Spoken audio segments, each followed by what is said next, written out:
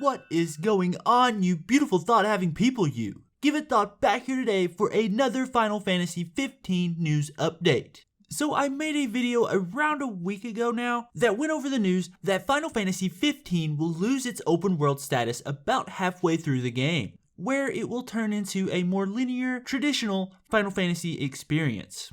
So now Hajime Tabata, the director of the game, has said publicly why this happens. And he kind of mentioned it before, but now he has given a more concrete and detailed reason why the game changes status halfway through. Tabata said it just made sense story-wise for the open world to end and a more linear experience to begin. So without further ado, let's jump into this. First things first, I wanted to go over a quote where Tabata walks back on his words. And this may be a good thing for some people, or it may be bad. It just depends on your type of game. But anyways, onto the quote. When regarding the time for when things become more linear, Tabata said, rather than it being the latter half, it's actually very close to the end of the game. So for you open world junkies, it looks like more open world is in the game than we thought. So that's why I said it may be a good thing for some and a bad thing for others. Because if you are looking for the more classic Final Fantasy experience, this game doesn't look like it will fulfill that. But I'm sure, as with all Final Fantasy games, there will be enough nostalgia to fill a dump truck. So please don't be discouraged.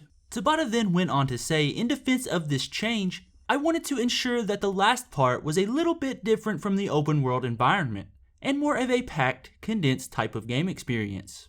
So let's dissect that a little bit. Why would he want to change this in the first place? Well, it makes sense story-wise, but I'm not sure how it will hold up game-wise. Because if you are used to the open world, I hope it doesn't feel like the game is stripped down towards the end. But if the story is good enough and serves the gameplay well, then I think this type of twist in the gameplay can be done right. We'll just have to see. But fast forwarding a little bit into the interview, Tabata talked about this train sequence. And he said this is where the game turns from an open world story to a more linear one. So apparently a big story point happens on a train where the game shifts in tone. Because apparently that is the end of the open world experience. But Tabata did assure players after saying, and I quote, so you won't be able to physically go back and forth between those two areas. And there he was talking about the train and the open world. But then he continued, that said, you will be able to go back to that open world environment through the menu.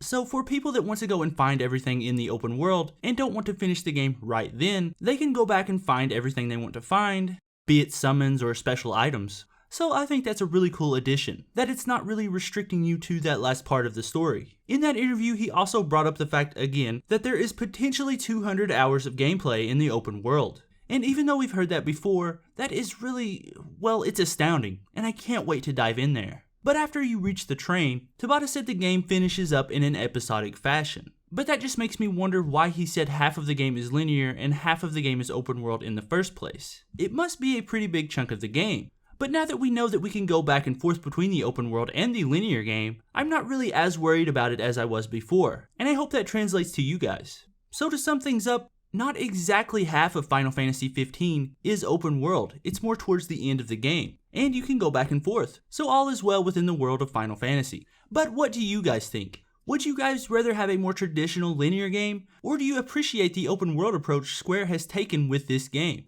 Tell me down in the comments. But I think that's where I'm going to end today's video.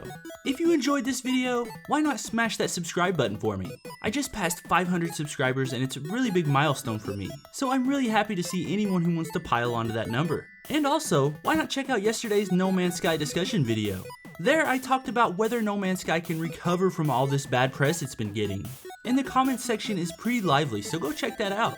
But I think that's it for me today. Thank you so much for watching, and remember, give thought to everything.